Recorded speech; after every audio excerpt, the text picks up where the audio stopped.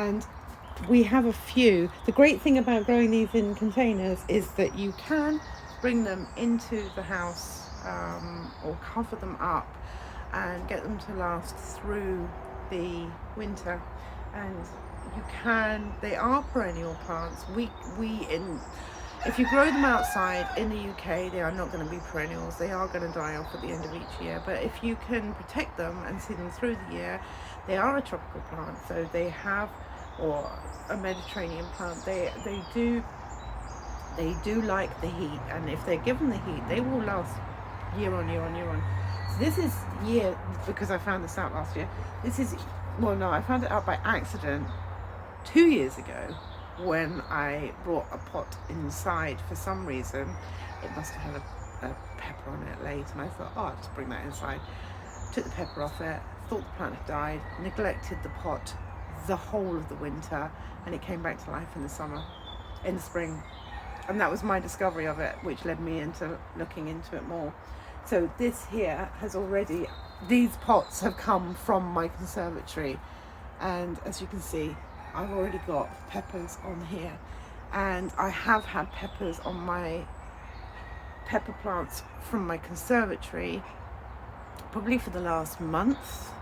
Only small ones, nothing to sort of like write home about hugely, but it's really great to have them that early in the year. But now I've moved them out here, they've all slowed down again, so they're not going to produce it. There are a few little flowers coming up on some of them. I noticed my red skin dwarf have got flowers on them at the moment, which is wonderful. The rest of them that had got flowers on, or were looking to start having flowers on them when I brought them out from the conservatory, have come to an abrupt halt because I brought them out of the heat, but they'll soon take back off again. So this is my backup plants, and for example, my borage. Oh my God, look, I mean, this really needs to go out. It's going yellow because it just hasn't got enough nutrients in. There's my backup petunias. I've run out of space. I am cramming all of my backup plants onto this one potting bench. I've got backup tomatoes here as well. Backup broccoli. This is broccoli. I had to think then what it was. Backup lettuce under here. And this is some celery I haven't planted out. This year's leeks, this year's onions. So there's always some onions and leeks going on in the background in my house. And then let's walk up to this bench over here. This bench over here are the ones that I haven't actually planted out yet. So they're hardening off, and I hardened these off a little bit too fast the other day. So I have cucumbers here.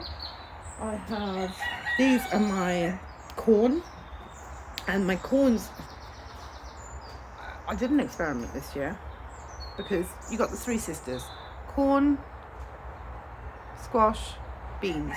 They love to grow together. It's an old tale from many years, from many back. Basically, I don't know how old it is, but they're known as the three sisters. And I thought this year I would do an experiment where I would start off the corn in these, which are a bit bigger than your normal pots, and then I would plant in them some beans in there as well. So each pot would have, I put 2 pieces of corn in each of these pots first of all, thinking that that's what I was going to do. Then I decided I was going to do this experiment. So then I added a bean to each of these. So there's an example of a bean that's growing. Here is also an example of a bean that's going, which is where I learned my mistakes. And then I also added in my squash. Now, only a couple of the squash have actually started to grow. So, and there's one over there as well. So the squash did not work as well as I expected it. And the beans, I clearly shouldn't have planted the beans so early in here. So I liked this experiment. I'm wondering how it's going to go when I plant them out. Because it's so cold, I haven't been able to plant out the corn yet, and it's not quite as big as it would normally be. So I think I'm going to learn from this lesson. I'm going to plant them in bigger pots next year, and that will give me some extra time in case the weather's like it is now. Put the courgettes in there, or the squash in there next. It's not normally courgettes. I normally use like a climbing or a sprawling summer or winter squash in amongst the corn. So I plant that next because that's what takes next longest to germinate. And then I finally plant the bean in, so that hopefully these will have grown some height before the beans come out, because now this is going to cause me trouble, because you can bet anything that these are 2 beans from 2 of these separate pots, and I've got to somehow separate those in order to plant them out. So, great experiment. Really looking forward to seeing if it works long term for this year, but do need to consider how fast those germinate. So these, I really want to get these out in the garden. Mustn't rush things. Let's have a look at where I am going to plant them. So we're just wandering over to the other wing of the garden. This is my sort of wild area, or will be my wild garden. Hopefully unmanaged vegetable garden is what I'd like to get it to. But at the moment, this is chard in here that's left over, but this is meant to be my melon house. That was the strawberry house, the strawberry cage we looked at earlier on. This cage here has got red currants, white currants, black currants, blueberries, raspberries, blackberries growing in it. And this is the area that is meant to be my wild vegetable garden. So that tarp has been covering this because I didn't have time to weed it. So I didn't want to have to worry about weeding it. So I just covered it with a tarp for the winter. But this is my lasagna bed. So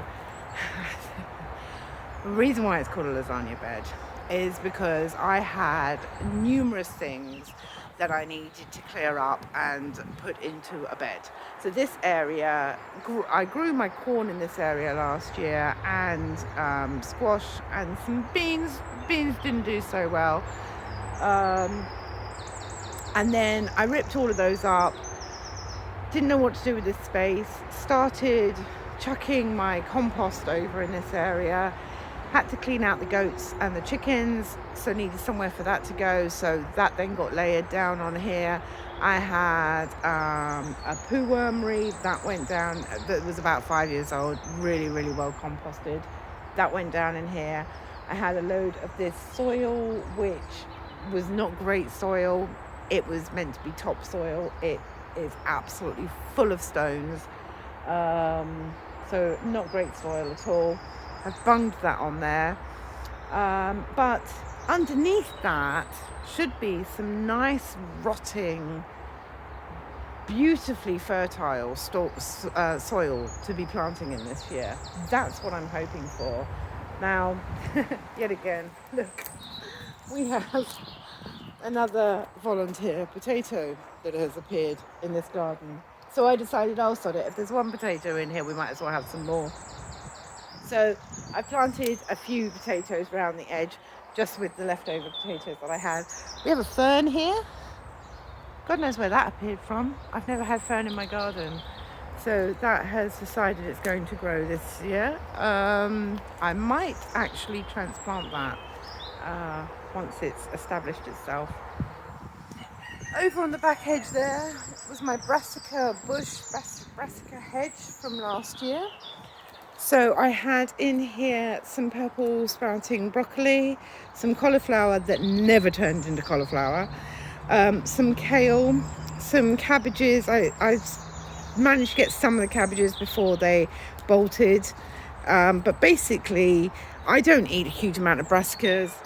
I pinch the odd bit of broccoli off of the brassicas, and that's about it. They are more for my babies.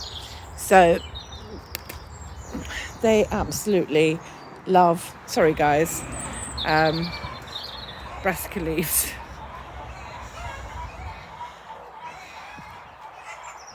I'm sorry, would you like a little bit more? Let's give them a couple more.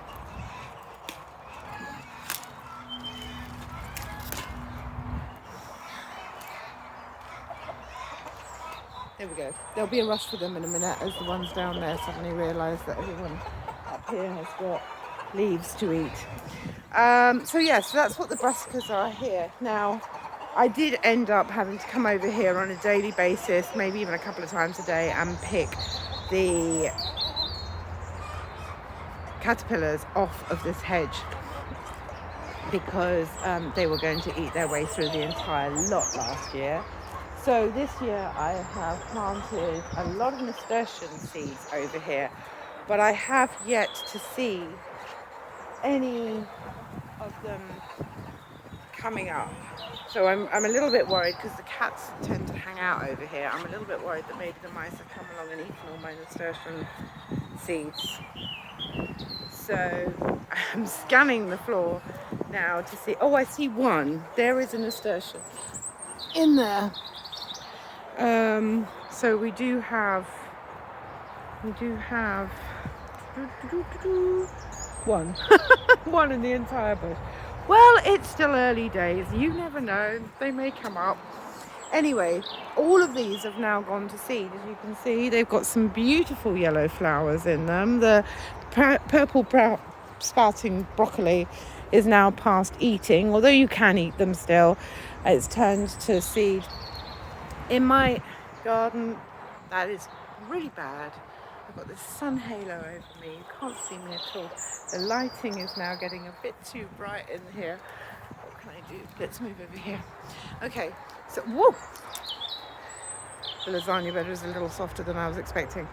So yeah, at a time in my garden where I haven't got a huge amount of flowers going on, it's really nice to have this whole bush of yellow along the back here.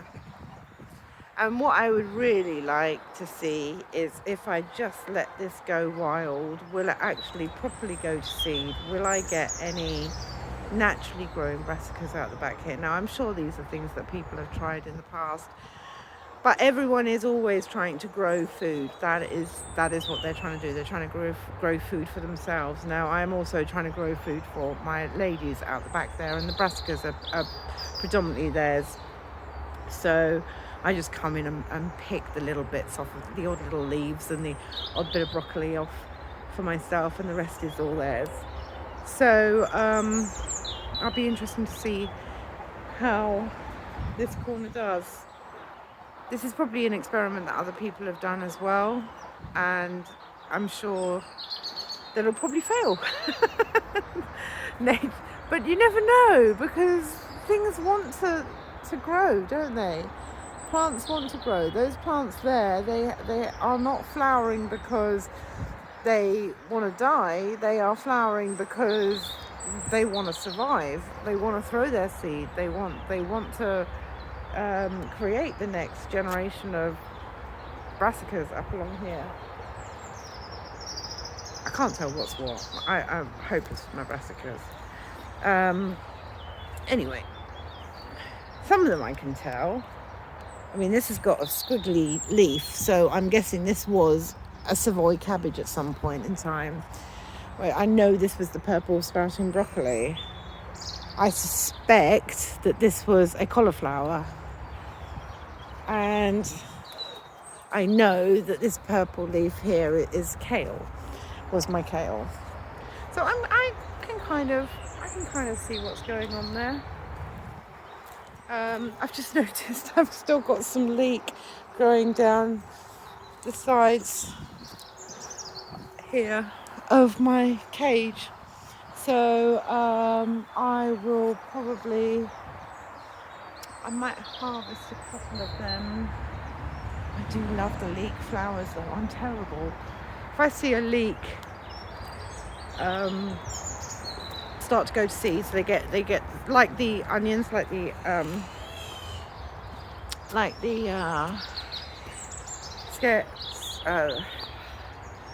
onion ones that you saw earlier on, the scapes with the little thing on the top of the long pointy thing.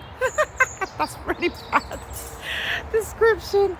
Like this, the long pointy thing on the end of the long sticky thing. So what is that? Oh, that's a leek scape there actually, because this is my bucket full of leeks, which were a load of leeks that I had left over from last year, which I thought, oh, where should I put them? Oh, I'll bung them in a bucket, see how they do. Their flowers are gorgeous, and when they flower, they're like these big round bursts of, they're just, look up allium flowers, they are just gorgeous. I've got loads of photos on my Facebook page of them last year, and I'm sure that they were in they would have been in garden tours as well that I did last year.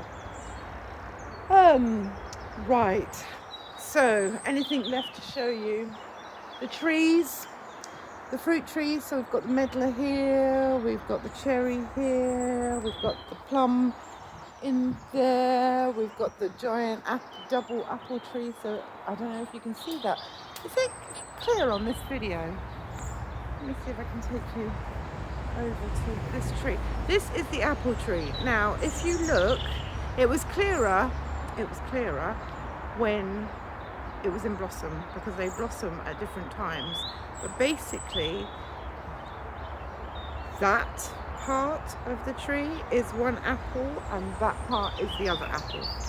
So that's my double apple tree, and it takes up a lot of space and it casts a huge shadow, and I really wish it wasn't here. And I'd much rather plant a load of apple trees out the back and have a little orchard out there, rather than one apple tree that sheds so much shade on all of my vegetable garden. But anyway, so that's there. My fig has not come back to life this year. I think it got killed in the, I don't think even that, it's not enough. There's not a sign, not a single sign of green on that fig. I think I lost it. It's a real shame. So these beds are falling apart. I didn't line them. I didn't line them when I built them and put them together, which is a real shame. But my mint doesn't care about that. So I have my mint, spearmint, peppermint growing up. I cannot wait, and I can't believe how much it's grown in the last week. Literally, I cannot believe.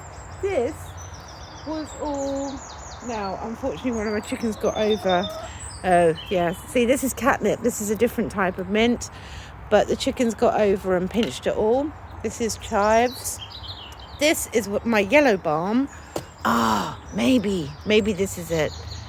I need to cover this because the chickens had that, and I have my yellow balm comes up every single year. I can't have it garden without that in it, can I? But it was tiny. This was tiny last week. I can start putting this in my water. Brilliant. I love some fresh mint in some water as a drink, a refreshing drink during the day. I have some oregano growing here, some variegated oregano. So that looks lovely. I may dismantle these beds because they're falling apart and move the herbs into the main garden. I may do. I'm thinking on that at the moment. So the only last place we've got any food growing now is the conservatory. Right, anyone who's been following my My vlogs will be absolutely amazed at how empty this conservatory is now looking and how it's now back at being a conservatory again.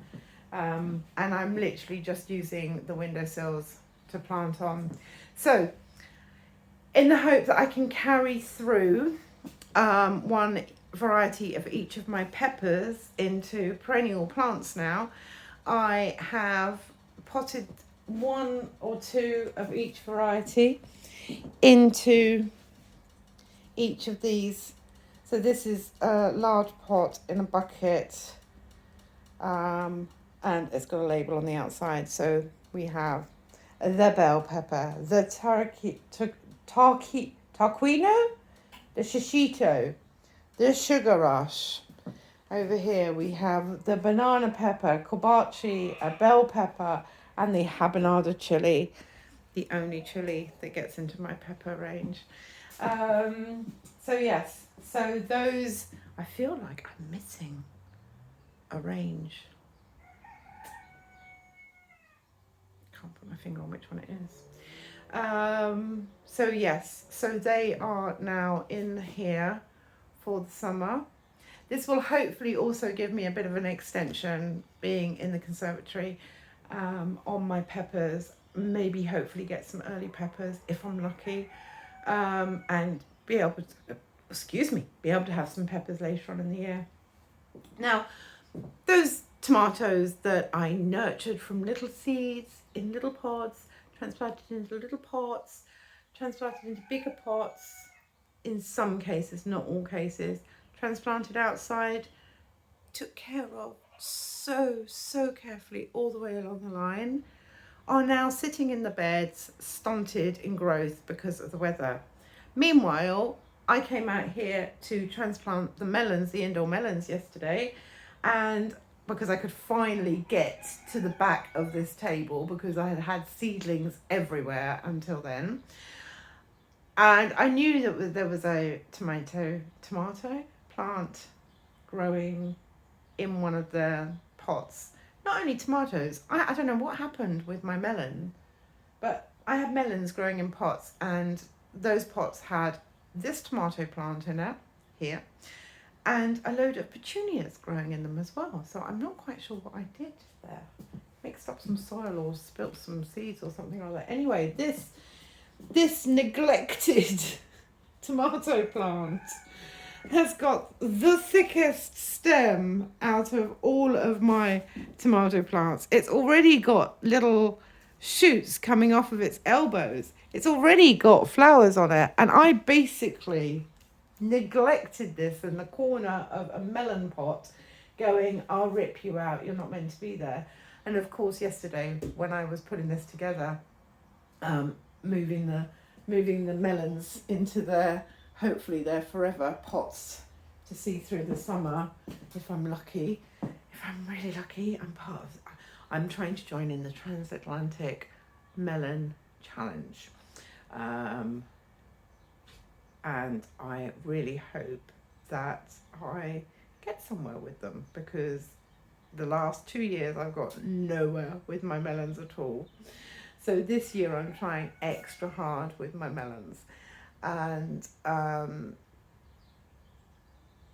anyway, yes, I found this guy sitting in there in the pot, and I was gonna rip him out and throw him away, and I looked at him and went, oh my god, you are amazing, you are my, but I have no idea what range it is, what variety of tomato it is. Haven't got a clue. But it is the darkest greenest, it is the thickest stemmest, it's done better than everybody else. So anyway, there we go. I've given him his own pot. He's going to become the indoor tomato of this year. I don't really grow vegetables indoors, not normally. But this year I have decided I've got a tomato, I have got some melons, and I have got some peppers, which I'm going to be growing indoors this year. And they're going to stay in this conservatory the whole year, and we'll see how it does. In addition to that, what have we got growing in here at the moment? We have our backup noodle beans for our arches. We have some backup. We have some melons growing. We have a loofah for the first time. I've managed to germinate 2 loofah seeds. So actually, they don't like growing outside either. So either they're going to grow in here or they're going to grow in the melon house outside. More noodle beans. These are ones that I planted a little earlier. Didn't think they were going to germinate. They did germinate just after I had planted these in. What else?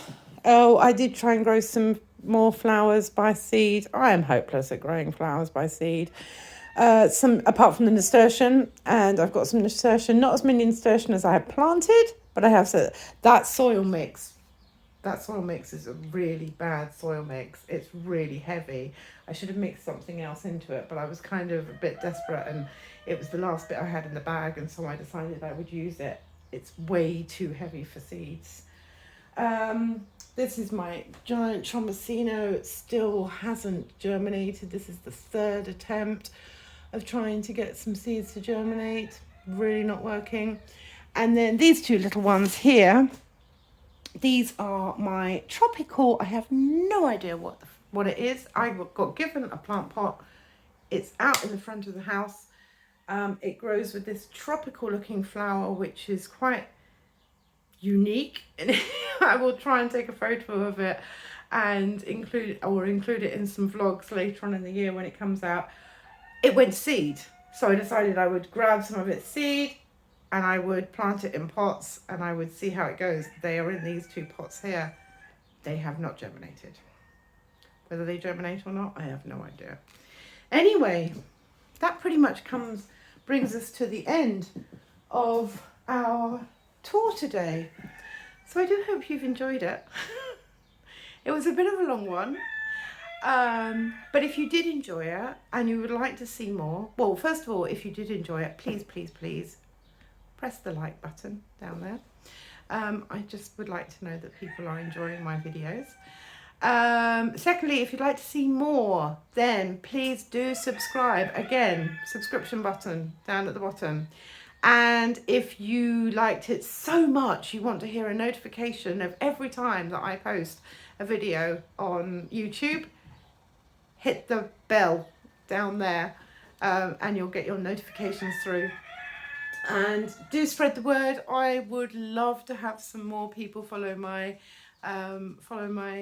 YouTube channel. If you like gardening, you will find me on here with my vegetables on a regular basis. If you like chickens, you will often find me posting the odd video about chickens or goats, maybe even goats. Can you see my goats? That post is right in the way, isn't it? My goats over there.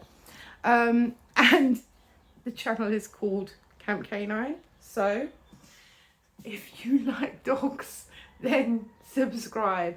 I will promise to get more videos of dogs up here. I do take videos and post videos of dogs on here, but I don't do the narrating so much on it. I tend to just video them playing, them having fun, and then I post those videos up. So yes, if you enjoy any of the above, then please do subscribe, pass the word around, and I look forward to seeing you next time. Until then, keep growing. Bye.